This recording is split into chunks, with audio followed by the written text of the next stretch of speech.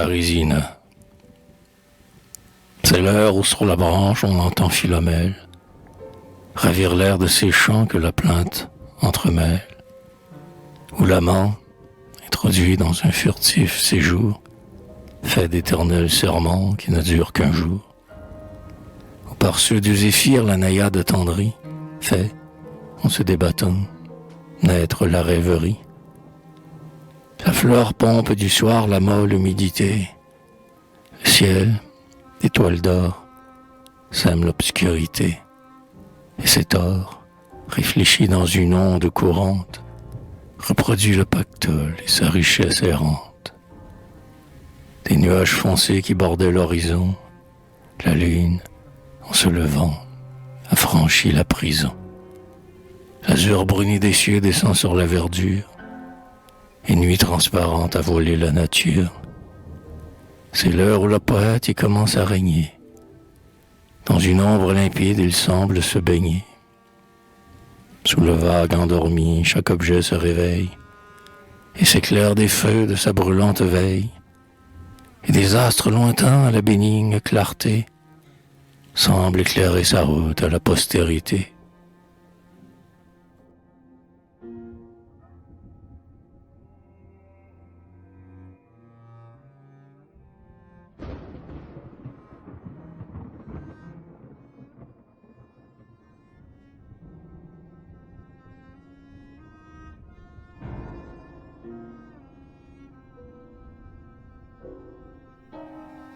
Parisine, ta couche est-elle donc malade? Vas-tu, mélancolique, écouter la cascade, ou regarder comment la nuit blanchit les cieux, du lait qui de son char a mouillé les essieux? As-tu de Philomèle épier l'harmonie, ou de la fleur qui dort l'essence rajeunie? Non, les parfums plus doux et de plus purs concerts sont par elle attendus sous les berceaux déserts. Un bruit qui glisse alors le long de leur feuillage jette, avec la pâleur, l'effroi sur son visage, et son cœur agité double ses battements. Mais une voix connue éteint ses mouvements.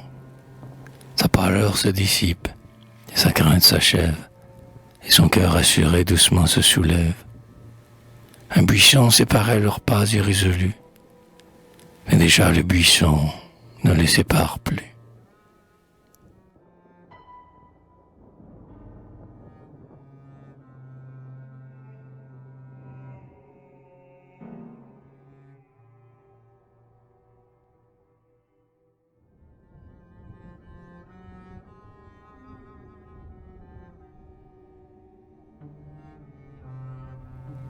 Le temps, de qui la marche est malgré nous la nôtre, qui fauche d'une main ce qu'il sème de l'autre, que leur fait-il le temps?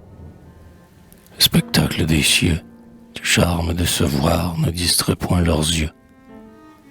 En vain leur avenir est voilé d'ignorance, tant de félicité leur défend l'espérance. Comme si dans le monde il n'était plus que deux, ils ne respirent plus qu'ensemble et que pour eux. Leurs soupirs confondus accablent leur faiblesse. Suspendus du bonheur le poids qui les oppresse, grand Dieu, l'homme est trop faible à tant de volupté et ne peut sans mourir caresser la beauté. Ainsi quand une fleur, pour rafraîchir ses charmes, de l'aurore prochaine implore quelques larmes, elle meurt. Si longtemps ses jeunes couleurs, le matin trop humide a prodigué ses pleurs. Mais du rêve attrayant, où l'amour nous engage, l'exil de la vertu trop souvent est le gage, et le crime dès lors, à sa place accouru, au chevet du plaisir comme un spectre apparu. Parisine, ton rêve est-il bien légitime? N'est-il point rembruni par une ombre de crime? N'est-il point des périls qui puissent le troubler? Est-ce en de tels moments qu'on s'occupe à trembler? C'est bienfait cruel quand l'amour nous enivre. Le remords perd toujours les combats qu'il nous livre. Jamais à la frayeur on ne s'est arrêté.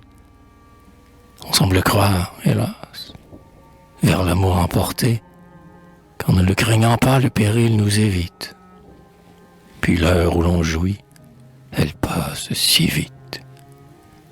On dort, on se réveille, et nos songes si doux, hélas, on ne sait pas s'ils reviendront pour nous.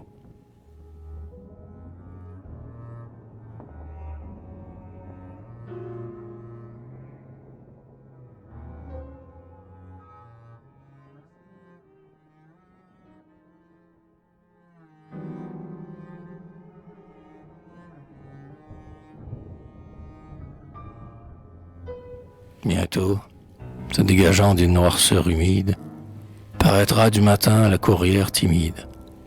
Et le jour ne doit pas, à des yeux étrangers, révéler des plaisirs qu'assiègent les dangers. Il faut, comme la nuit, se résoudre à la fuite. On croit qu'on va mourir, hélas, quand on se quitte. Et la lune, en partant, n'éclaire que des pleurs. Leurs soupirs sont fréquents et mêlés de douleur, tandis que du matin l'indécise lumière vient de la jeune femme effleurer la paupière. Elle croit que des cieux, la trahissant de loin, chaque étoile pour elle est un muet témoin, et que, pour l'accuser de sa coupable flamme, elle en sent les rayons se glisser dans son âme. Leur bouche, qu'un baiser fermait au repentir, prolongeait le bonheur qui défend de partir. Mais que l'adieu jamais n'est trempé d'amertume. Quand on prend de s'aimer la facile coutume, on se dit que l'amour ne peut jamais finir, et l'on ne pense plus qu'un moment doit venir qui nous dira « Partez, cette heure est la dernière ». Mais déjà l'Orient se revêt de lumière, chacun s'éloigne triste, et traînant sur ses pas ce frisson dont le poids s'attache aux attentats.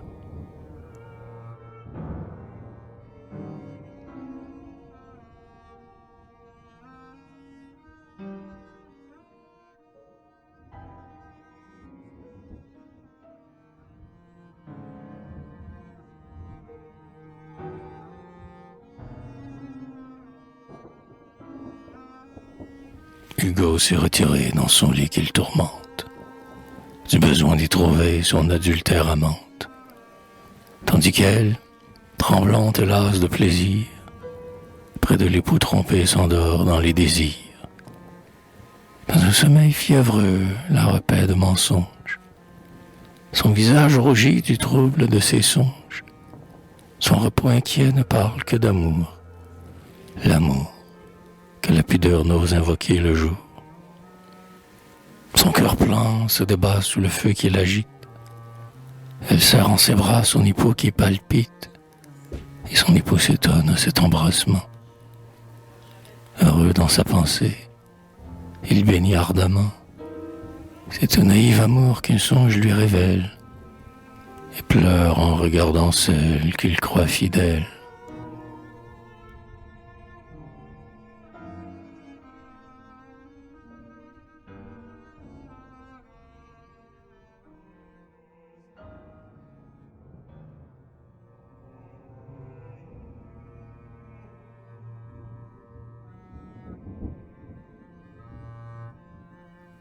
Il baise le sommeil sur ses yeux endormis, puis il rouvre l'oreille à des discours amis.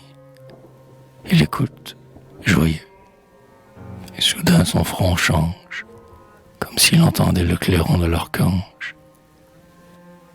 J'aimerais mieux le voir à ce jour redouté. Il sera moins ému, quand le bronze irrité, affranchissant ses os d'un repos séculaire, leur fera du Très-Haut aborder la colère. Un arrêt sans appel a proscrit son bonheur. Un sommeil corrompu redit son déshonneur. Et le nom qu'il prononce est à lui seul un crime. Tout l'orgueil de son rang contre ce nom s'abîme.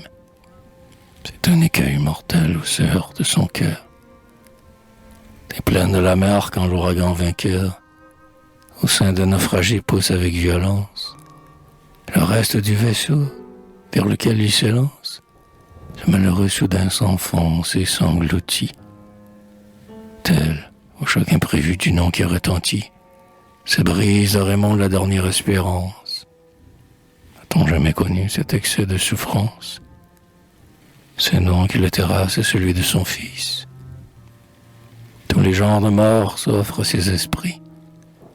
C'était son fils, Hugo, l'enfant de sa jeunesse, de celle qui choisit sa première tendresse.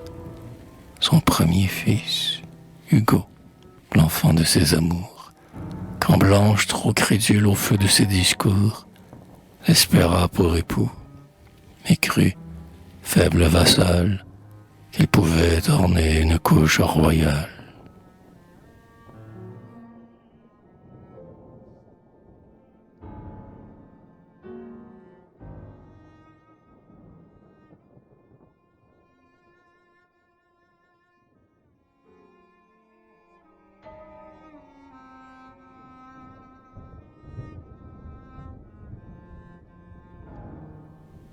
D'un geste irréfléchi, Raymond tire au hasard et laisse, en même temps, retomber son poignard. On mérite la mort quand on est infidèle. Mais comment immoler une femme si belle, qui sourit d'un air tendre en dormant près de nous? Il ne l'interrompt pas. Il retient son courroux. Mais son regard de plomb, d'où s'échappe son âme, semble de tout son poids s'attacher sur sa femme. Si du sommeil alors fut tombé le bandeau, et qu'à l'éclat tremblant du nocturne flambeau, elle eut vu de Raymond le teint blême et farouche, le trépas tout à coup fut entré dans sa couche. Oh, dors, Parisina, tremble de voir Raymond, la colère en sueur ruisselle sur son front. Parisina, tu dors? Ta jeunesse sommeille? Et tes jours sont comptés par ton époux qui veille.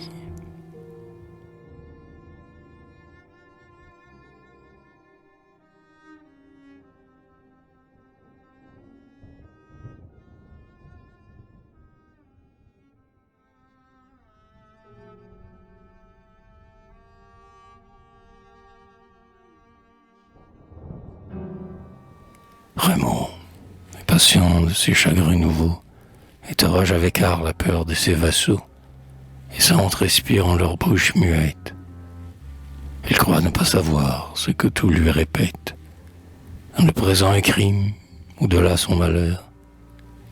Du front des courtisans, il traduit la pâleur, et les dames d'atour, de longue connivence, qui pensent que déjà leur châtiment s'avance, après avoir d'Hugo protégé les amours, osant leur terreur imputer leur secours, font rejaillir leur faute au front de leur maîtresse. Personne n'osera défendre la princesse. Le malheur est près d'elle. Et Raymond torturé s'indigne que sa honte est déjà endurée.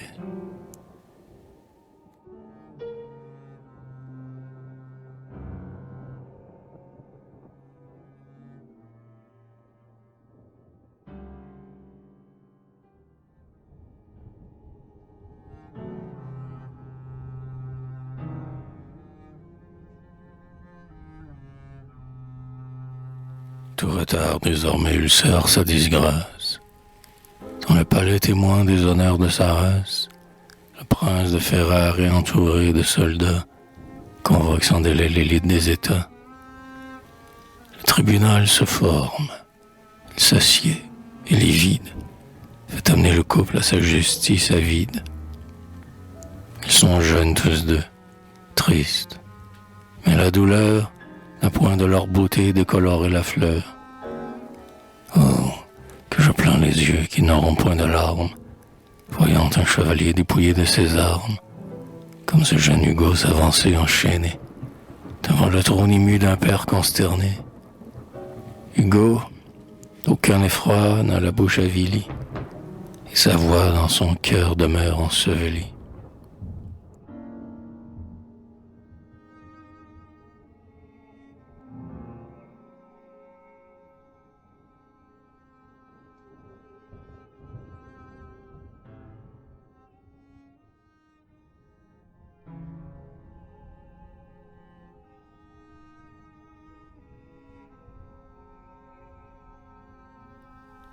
aussi pâle qu'Hugo, le front silencieux, sa complice attendait. Qu'ils sont chargés les yeux, qui, promenant partout leur séduisant langage, ouvraient à la douceur l'âme la plus sauvage. Ils ne sont plus ces jours d'hommage et de respect, où sa cour sur le sien composait son aspect. Sa cour, dont les beautés que la sienne condamne, copiait son regard, sa pose et son organe. Elle était reine alors, et les nobles barons, orgueilleux d'apporter ses couleurs sur leur front, à sa première larme auraient pris sa défense, et tous de son injure eussent fait leur offense. Maintenant elle pleure, et tous inattentifs, laissent dans le four dormir leur fer captif. Des yeux baissés, des fronts où le dédain respire, des lèvres s'appliquant à contraindre un sourire, un maintien glacial, pas un regard d'amour. Le silence, l'effroi, le deuil, voilà sa cour. Et lui, seul chevalier qui avait choisi son âme, qui n'aimait d'autre nom que celui de sa dame, qui souvent devant elle, au retour des combats, inclina son épée en lui parlant tout bas, et qui dans les tournois, dans les jeux héroïques, brisait en son honneur des lances pacifiques, qui, rien que pour lui plaire, eût cherché le danger, a perdu son armure et ne peut la venger. L'amant qui séduisit l'épouse paternelle, elle sait, sans le voir, qu'il est à côté d'elle. Elle, qui le connaît dans toute sa fierté, voudrait porter les fers dont il est insulté, et de son cœur aimant la tristesse attentive, plein pour lui seul le mal, qui tous deux les captive. Sa peau blanche, où jadis les lèvres d'un amant, de baiser en baiser, poursuivait mollement les détours violets d'une veine égarée, n'a plus de ses détours la finesse azurée. Sans tomber sur sa joue, entre ses cils baissés, goutte à goutte roulaient quelques pleurs commencés. Ses yeux semblaient pâlir, et sa lourde paupière voilait de son regard la muette prière.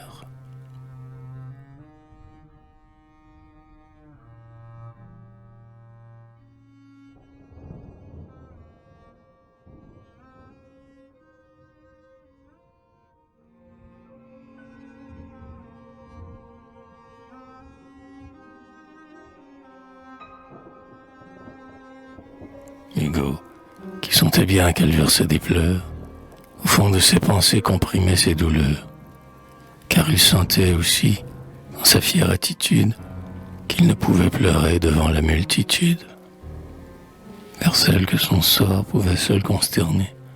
Son regard déchirant n'ose point se tourner. Les vertus qu'il aimait attaquent sa mémoire. Il voit bien qu'avec elle, il a tué sa gloire. Ici-bas, dans les cieux, que deviendra-t-il? Puis elle, son amante, il l'a mise en péril. Remplaçant ses baisers, quel baume, quel dictame, apporter après lui la fraîcheur dans son âme. Alors il sent en lui bouillonner ses transports. S'il avait moins d'orgueil, il aurait des remords.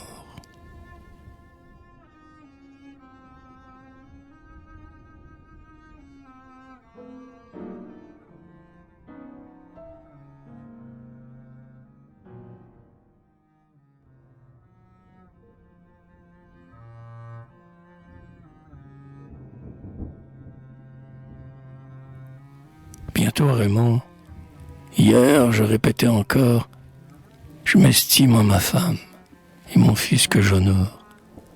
Mais ce n'était qu'un songe, et j'ai vu ce sommeil passer quand ce matin se levait le soleil. Et je n'aurai plus rien, je vivrai solitaire avant que ses rayons abandonnent la terre. Ma main n'a pas brisé les liens que j'aimais. Je puis les regretter, les renouer, jamais. Ils l'ont voulu. Soit donc que le sort s'accomplisse Déjà le prêtre attend à côté du supplice. Hugo, c'est vers le ciel qu'il faut tourner tes vœux. Ce monde ne peut plus nous porter tous les deux. Tâche de t'élever à l'humble pénitence. Je n'empêche pas Dieu d'avoir de la clémence. Offre-lui, si tu peux, l'encens d'un vrai remords. Va-t'en, je ne veux pas assister à ta mort. Fils, pour te voir mourir, j'épargne ta maîtresse. Femme, réjouis-toi du jour que je te laisse.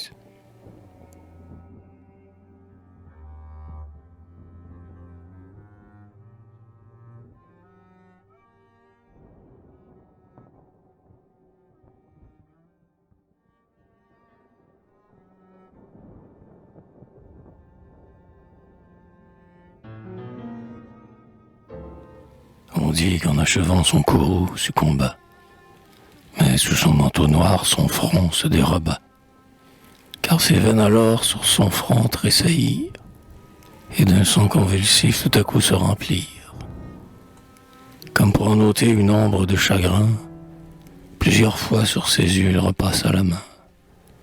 Sa haine aurait voulu paraître insouciante, tendant alors vers lui sa chaîne impatiente, et d'une voix sonore où régnait la fierté, le jeune Hugo demande à son maître hérité s'il veut le laisser vivre assez pour se défendre. Son seigneur fait un signe. Il consent l'entendre. Je ne crains pas la mort. Tu peux te souvenir que j'ai souvent gémi de ne pas l'obtenir, lorsque sous tes regards échauffant le carnage, l'espoir de la trouver stimulait mon courage. J'avais le glaive alors qui sauva tes états. Tu me l'as fait ravir par d'indignes soldats. Ce glaive qui versa plus de sang pour mon père que ne m'en peut tirer lâche mercenaire. Tu m'as donné la vie et tu me la reprends. C'est un don de m'ôter le jour que je te rends. Mais je pouvais au moins mourir avec mes armes. Je n'ai point oublié ma mère, ni ses larmes. Son amour délaissé, son précoce tombeau, avait à la douleur condamné mon berceau. Et je ne suis sorti des langes de l'enfance que pour porter tout seul le poids de son offense. Je devais m'en venger, et je ne sais pas bien si je fus ton rival ou si tu fus le mien. J'ai séduit ton épouse. Et pourquoi ta vieillesse, la voyant par son père offerte à ma tendresse, et m'opposant ton crime à qui je dois le jour, m'a-t-elle ôté mon bien, sans m'ôter mon amour? J'étais par ma naissance indigne de ses charmes. Tes rivaux que la guerre a jetés sous mes armes, m'ont-ils trouvé trop vil pour leur donner la mort? Du crime détraîné ne suis-je comptable au sort? Ton nom est interdit, je le sais, mais ma gloire pourrait des princes d'Est éclipser la mémoire. Si je vivais, et seul me fondant la maison, à la pointe du fer j'ai regagné mon nom. Mon casque s'est montré sur la route guerrière, plus beau que ceux des tiens de sang et de poussière. Mes éperons d'airain piquaient mieux mon corsier que vos molettes d'or, vos étoiles d'acier. Quand cherchant les combats comme des jours de fête, j'allais chez l'ennemi promener la défaite. Et quand, les effrayants d'un nom que je n'ai pas, leurs escadrons épars se fondaient sous mes pas, qui des tiens eût osé devant ces funérailles opposer ma naissance à mon cri de bataille? Ne pense pas pourtant que sous ton œil glacé, je veuille, par faiblesse, étalant le passé, retarder le cercueil où j'ai soif de descendre, et le temps qui demande à marcher sur ma cendre. Déjà vers l'avenir, je n'étends plus mes soins. Les jours qu'on m'ôtera sont des larmes de moins. De l'avenir d'ailleurs s'allonge en vain l'espace. Il devient tôt ou tard le passé qui s'efface. Tu l'avances pour moi, c'est bien. Je suis tout prêt. Une autre mort sans doute aurait eu plus d'attrait. Le ciel ne le veut pas. Honneur à ta justice. J'ai déjà tant souffert que je ris du supplice. Car enfin, qui ne sait que tu me haïssais? Tu t'approchais de moi quand j'avais des succès, et méprisant bientôt mes armes et leurs maîtres, qui ne pouvaient nommer que l'honneur pour ancêtre. Je n'étais votre fils qu'une fois par hasard. N'ai-je donc tant vécu que pour rester bâtard?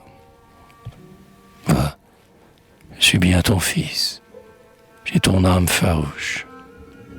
La liberté du cœur est toujours sur ma bouche, mais le ciel, dont je tiens ton âme et ta valeur, le ciel pour mieux venger ma mère et son malheur, a porté dans ton lit ma flamme illégitime. Je suis né dans la honte et je meurs dans le crime. Oui, le crime. Et l'arrêt prononcé contre moi est juste, je le sens, quoi qu'il advienne de toi. Coupables tous les deux, j'ai le moins de puissance, que ma mort te punisse au moins de ma naissance.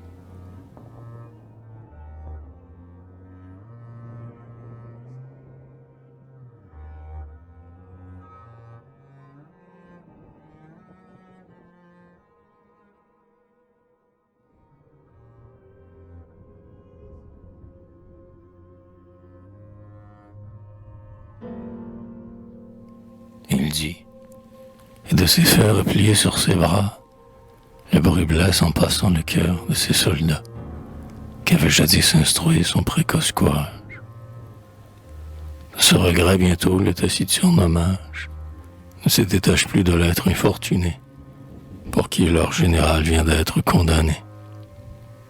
Elle était, je l'ai dit, toute pâle, immobile, s'accusant d'être faible, à mourir inhabile. Ses yeux chargés de pleurs qu'ils ne répandent pas, ils nagent engourdis des ombres du trépas. Une terne blancheur entoure leur orbite, et le regard vitreux sous sa paupière habite. Les guerriers affligés ne pouvaient concevoir qu'une femme sur eux eût pris tant de pouvoir. Elle veut essayer, et sa bouche se glace, d'excuser son amant pour mourir à sa place. On dirait que les pleurs ont obstrué sa voix, et de 113 aigus déchirés à la fois, son âme articulant une sourde prière, semble en un long soupir s'écouler tout entière. Plus tard, voulant encore essayer de parler, elle crie. Aussitôt, on la vit chanceler et tomber comme un marbre enfant de Praxitèle qui fait fléchir sa base et s'écroule avec elle.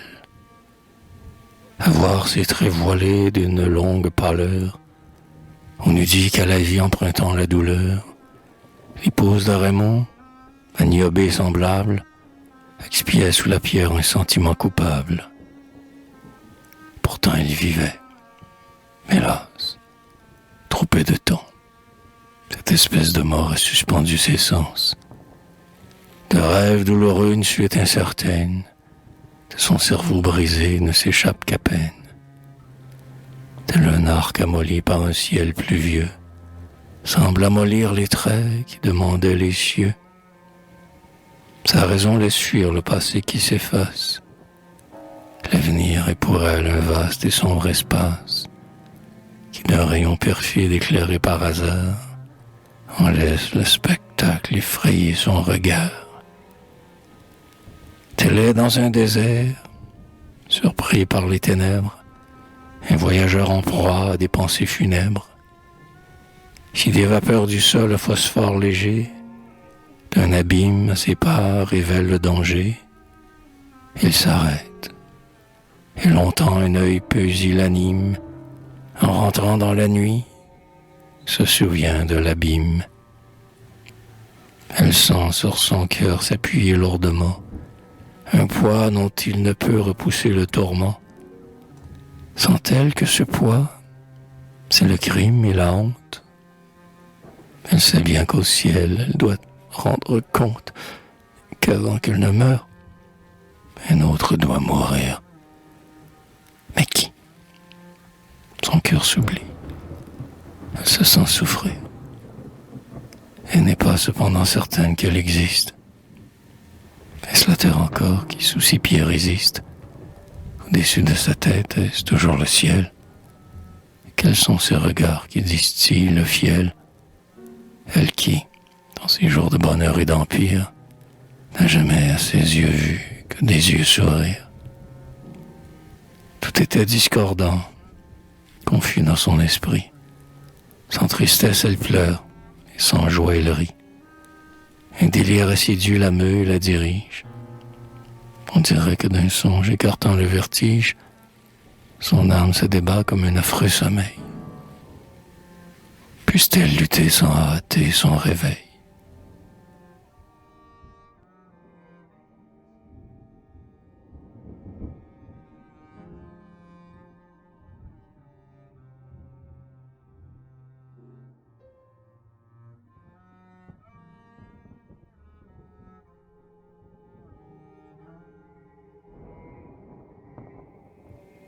Des cloches du couvent le brûlant se balancent, et de la tour grisâtre habitant le silence, le nocturne hibou prend la flûte en criant, et chacun s'inquiète. Et d'un cœur suppliant, on écoute chanter ses vêpres et ses psaumes, que l'on chante aux élus des célestes royaumes, comme à ceux qui bientôt vont entrer dans la mort. Un homme va partir, et la voix du remords semble par le tocsin parler à son oreille. Un pieux confesseur l'exhorte et le conseille. Quel spectacle! Un guerrier à genoux, le col nu, d'un vieux moine écoutant le bréviaire inconnu, pour la première fois répond à la prière, préparant avec soin sa fête meurtrière. On voit près du billot qu'il couvre d'un drap noir, le bourreau d'un coup sûr qui médite l'espoir, et qui, d'un nouveau fer ayant tourné sa hache, regarde s'il vacille entre une double attache. Autour de cette scène, un cercle de soldats. Hugo, d'un œil serein, voit venir son trépas, contemple l'échafaud et le ciel qui pardonne, puis méprisant des yeux tout ce qui l'environne, il observe le peuple en tumulte rangé, pour voir mourir un fils que son père a jugé.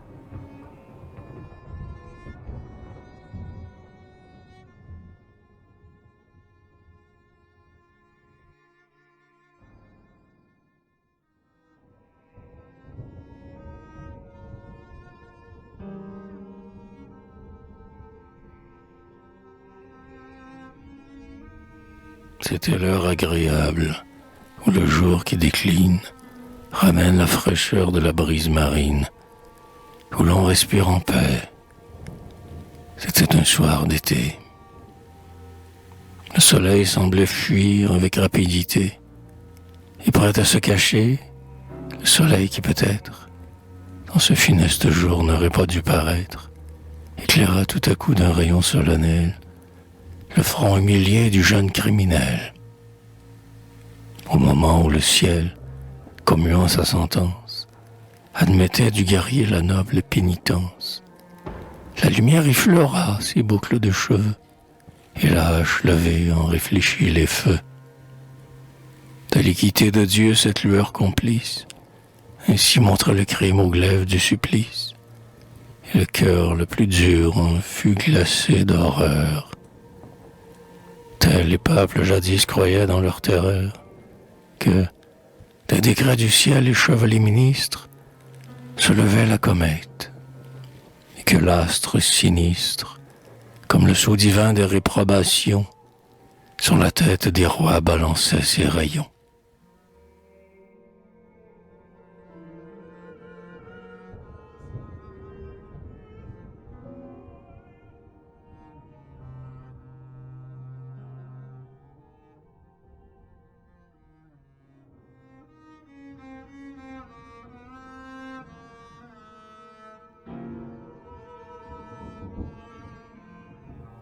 Tout est dit.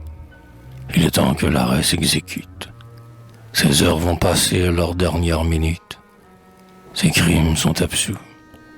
Pour la dernière fois, les grains du chapelet ont tourné sous ses doigts. Tranquille et sans orgueil, il demande au vieux prêtre ce que Dieu peut lui dire en le voyant paraître. Puis de son épaule arrachant son manteau, il livre ses cheveux à l'affront du ciseau. On le dépouille. Il perd cette écharpe charmante, qu'en pleurant ses amours lui broda son amante, qu'il crut comme au combat emporté au tombeau. Pour lui couvrir les yeux, s'apprêtait le bandeau, quand son superbe front repousse un tel outrage. Dans son cœur indompté, ramassant son courage, et d'un profond dédain soulevant la fierté, esclave à mes regards laisse la liberté.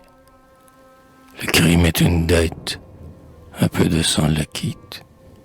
Je te donne le mien, prends tout, que je sois quitte. Devant ce bras captif, si la mort ne peut fuir, je veux qu'au moins mes yeux puissent la voir venir. Et sur le noir billot, il va poser sa tête. Le bourreau stupéfait le regarde et s'arrête.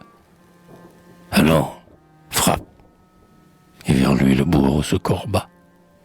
Frappe donc, cria-t-il. Et l'âge tomba. Le tronc recule et meurt. Le sang jaillit et coule. La tête convulsive au loin bondit et roule. L'œil terne agite encore un regard effacé. Puis la bouche se serre et la vie a cessé. Ainsi mourut Hugo, sans faste, sans parade, non comme un criminel que l'échafaud dégrade, en homme dont les yeux n'avaient pas dédaigné de tourner vers le ciel un regard résigné. Il s'était repenti, de pieuses paroles avaient sevré son cœur d'attachement frivole. Plus de reproches amers à son père outragé. Ce monde terrestre, il s'était dégagé pour aller habiter celui de la prière. Plus de ressentiment, ni de pensée altière, plus de fiel, plus d'orgueil, plus de désespoir. Il ne souhaita pas même de la revoir. Elle, rien que sa vue, hélas, sitôt ravie, lui par trop de regrets rapprochés de la vie. Il valait mieux mourir, oublieux de son sort. Si le bourreau soigneux de lui cacher la mort n'eût pas montré pour lui cette pitié grossière qui met des criminels les yeux à la lisière, il n'eût pas dit un mot. Le peu qu'il prononça, ce fut le seul adieu qu'au monde il adressa.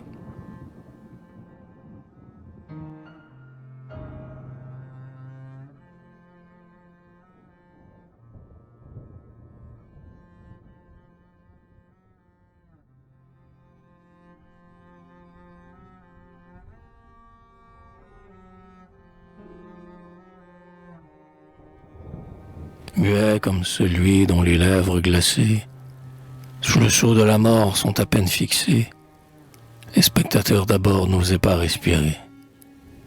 Mais chacun d'eux sentit dans ses veines entrer, d'un frisson spontané le pouvoir électrique, quand le coup descendit. L'épouvante publique, dans un gémissement, fut près d'exhaler. La crainte au fond des cœurs alla la refouler.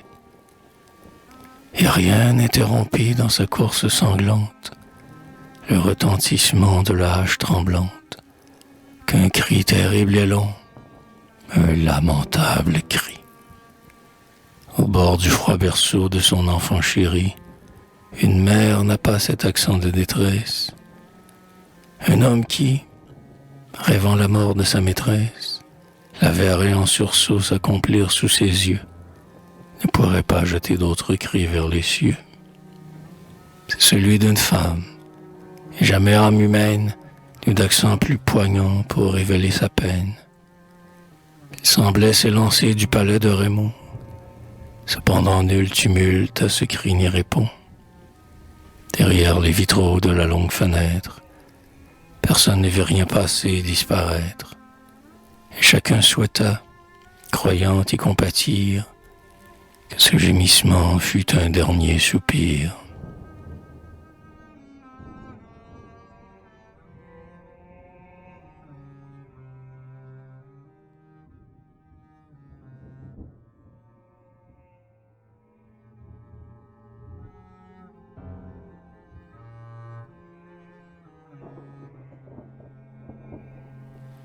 Le fils avait péri par l'ordre de son père.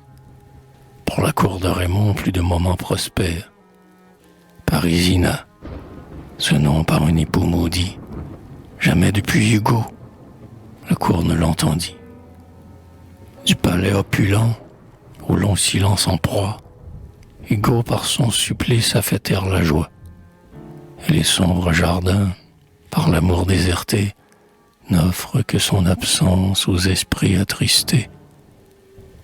Hugo n'existe plus même dans le langage, comme ces mots chargés d'un triste présage. On eût, en le nommant, inspiré la terreur. Raymond, sur la mort même étendant sa fureur, défendit au tombeau de s'ouvrir par le crime. D'un cercueil indigent l'asile légitime n'a point reçu les os du jeune infortuné.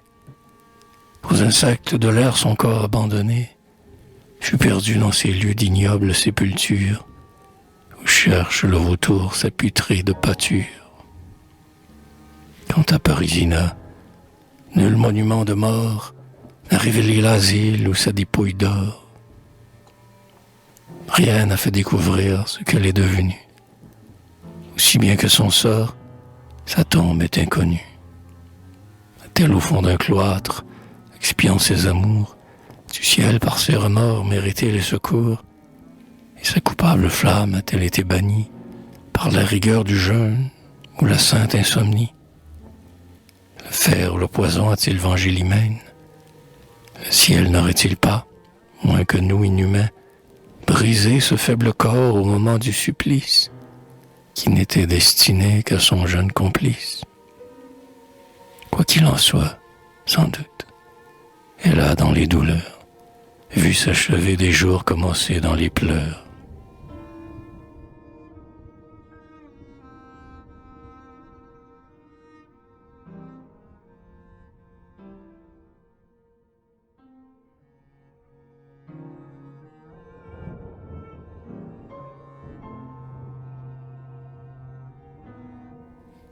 Raymond prit les liens d'une épouse nouvelle et vit de nouveaux fils s'élever autour d'elle. Mais il voyait leur jeu sans prévoir leur combat.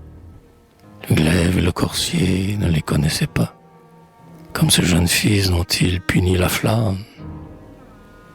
Il refusait ses pleurs qui nous délassent l'âme, le consolant sourire, et de son front d'airain, les sillons se creusaient sous le soc du chagrin. Et ses traits se perdaient dans ses précoces rides, des blessures du cœur, cicatrices arides. Les veilles du remords attaquaient sa raison, errant sur les débris de sa triste maison, désabusé de tout même de la vengeance, de ses émotions il sentait l'indigence, secouait son esprit sans pouvoir l'agiter, et cherchait à se fuir sans jamais s'éviter. Après avoir longtemps combattu sa mémoire, s'il paraissait enfin remporter la victoire, son chagrin retiré n'était que plus profond. Son âme démentait le calme de son front. Quand un fleuve fougueux saisi par la glace, cette froide épaisseur n'atteint que la surface. L'eau vive, un peu plus bas, coule et court librement. Son cœur, comme scellé par l'excès du tourment, se retournait toujours sur la même pensée, dont la racine alors, trop avant enfoncée, malgré tous ses efforts, n'aurait pu s'extirper. Pourquoi, lorsque nos pleurs cherchent à s'échapper, suspendre par orgueil le bienfait de leur course, on ne les tarit point, ils rentrent à leur source, ils retombent dans l'âme et leur baume divin, au lieu de l'apaiser, s'aigrit de son chagrin. Pour ne jamais la perdre, il en prend l'amertume, et des pleurs qu'on bannit, le poison nous consume. Toujours de plus en plus miné par ce poison, insensible à la gloire, à son rang, à son nom, n'ayant plus pour tout qu'une âme indifférente, Raymond n'éteignit point la flamme dévorante dont les replis rongeurs environnaient ses jours. Souvent de sa tendresse, il sentait des retours pour ceux qui avaient puni sa justice homicide. S'il avait espéré, pour combler un tel vide, rejoindre un jour le fils qui l'avait fait périr, bientôt Raymond peut-être eût cessé de souffrir. Mais il n'espérait rien, et toute sa vieillesse ne fut qu'un long tissu d'ennui et de tristesse. Quand d'un arbre souffrant nos soins ont détaché les branches que noircit un mal lent et caché, il peut nous rendre encore les fleurs de son jeune âge et la fraîche épaisseur de son large feuillage. Mais si le feu du ciel frappe de ses carreaux, et la verdure en deuil, et les nobles rameaux, une incurable mort descend dans les racines, et le tronc vigoureux périt dans ses ruines.